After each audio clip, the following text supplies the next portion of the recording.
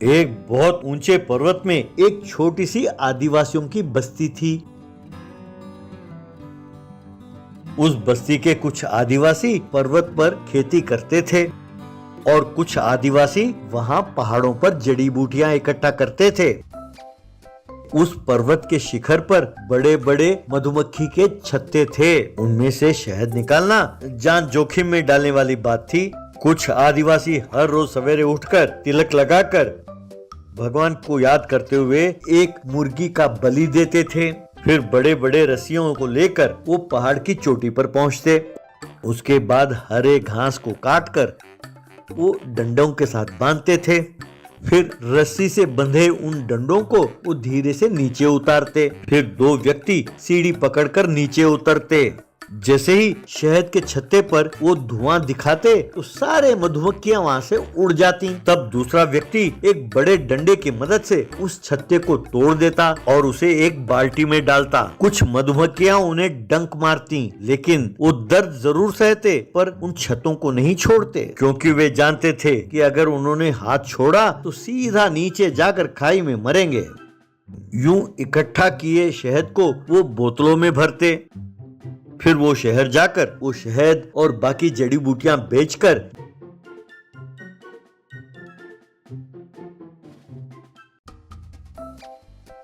जो पैसे मिलते उनसे घर की जरूरत के लिए सामान खरीदकर वो अपने गांव लौटते।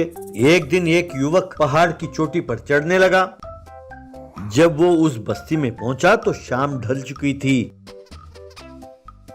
उस बस्ती का सरपंच, तुम कौन हो बेटा? यहाँ कैसे आए? क्या हमसे कोई काम है? तब वो नौजवान, सरपंच जी, मेरा नाम राजीव है। मैं स्कूल में बच्चों को पढ़ाता हूँ, टीचर हूँ। हमारा एक प्राइवेट सोशल चैरिटेबल ऑर्गेनाइजेशन है। मैं इस गांव के बच्चों को पढ़ाने आया हूँ। तब एक औरत, क्या कह रहे हो बेटा? तुम्हारी बात हमारे पल्ले नहीं पड़ी। अध्यापक हो पर यहाँ तो कोई स्कूल है नहीं। हमारे एमएलए साहब ने कहा था बहुत पहले कि यहाँ पर स्कूल बनवाएंगे, पर आज तक वो सिर्फ बात बनकर रह गई। चुनाव होने के बाद वो यहाँ आते ही नहीं। तब राजीव, हमारी संस्था एक एनजीओ है। कुछ पैसे वाले साफ मन के साथ हमें पैसे देते हैं लोगों की सेवा करने के लिए, और उन पैसों से हम यूं दूर दराज के बच्चों को पढ़ाते हैं। हमें किसी बिल्डिंग की जरूरत नहीं है। हम तो पेड़ के नीचे बैठ के भी बच्चों को पढ़ा सकते हैं। तब एक और व्यक्ति, पर बेटा, हमारे बच्चे पढ़कर करेंगे क्या? अगर यहीं रहे तो कम से कम खेती बाड़ी या मधुमक्खी के छत्ते से शहद निकालना या जड़ी बूटी इकट्ठा करना, ऐसे कोई ना कोई काम करते रहेंगे। कल उनको अपना परिवार भी तो ऐसे ही चलाना है। तब राजीव, पर ये तो गलत है ना सब। बच्चों के लिए पढ़ना बहुत जरूरी है। कृपा करके बच्चों को पढ़ने दें, उनका भविष्य उज्जवल होगा। आप मुझ पर भरोसा करें। यूं कहा। तब वे सब एक दूसरे के साथ बात करने लगे और सोचने लगे। तब राजीव, चलिए एक काम कीजिए, दिन भर आप उन लोगों को आपके साथ काम करने दें, शाम को मेरे पास पढ़ने के लिए भेज दिया करें। ये बात सुनकर सब मान गए।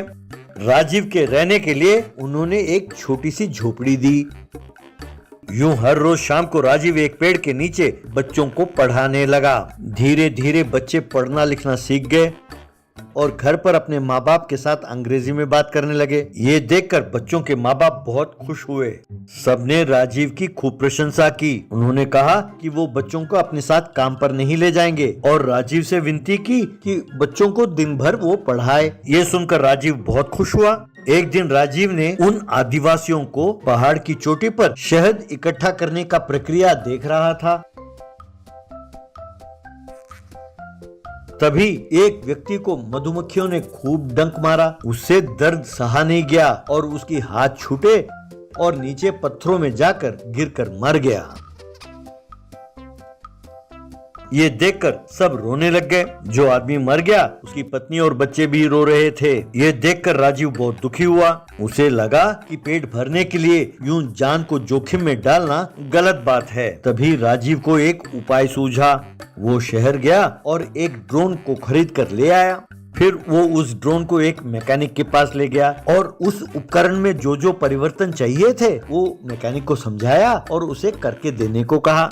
फिर वो उस ड्रोन को लेकर बस्ती में गया और उन बस्ती वालों से, मेरे प्यारे भाइयों और बहनों, आप शहद इकट्ठा करने के लिए अपने जान को जोखिम में डालते हैं। ये देखकर मुझे बहुत दुख हुआ। आज टेक्नोलॉजी बहुत आगे बढ़ चुका है और आज भी आप लोग वही पुराने तरीके अपना रहे हैं, अपने जान को जोखिम में डाल रहे हैं शहद के लिए। इसीलिए मैंने ये उपकरण तैयार कराया है आपके लिए। ये जाकर शहद इकट्ठा करके लाएगा। तब गांव का सरपंच, ये शहद इकट्ठा करेगा? पर कैसे बेटा? वैसे ये है क्या? तब राजीव, इसे ड्रोन कहते हैं। आइए आपको दिखाता हूँ कि ये कैसे काम करता है।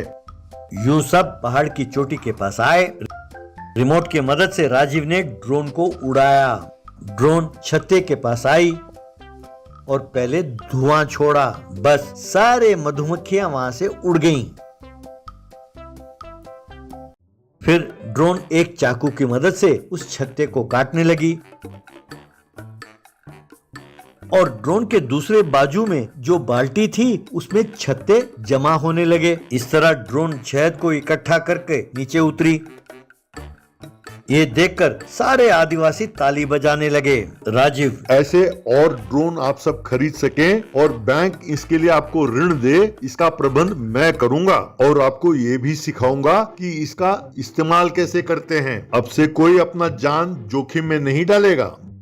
यूं कुछ दिनों बाद सब आदिवासियों को टेक्नोलॉजी के प्रयोग करते हुए शहद जमा करते हुए देखकर राजेश बहुत खुश हुआ।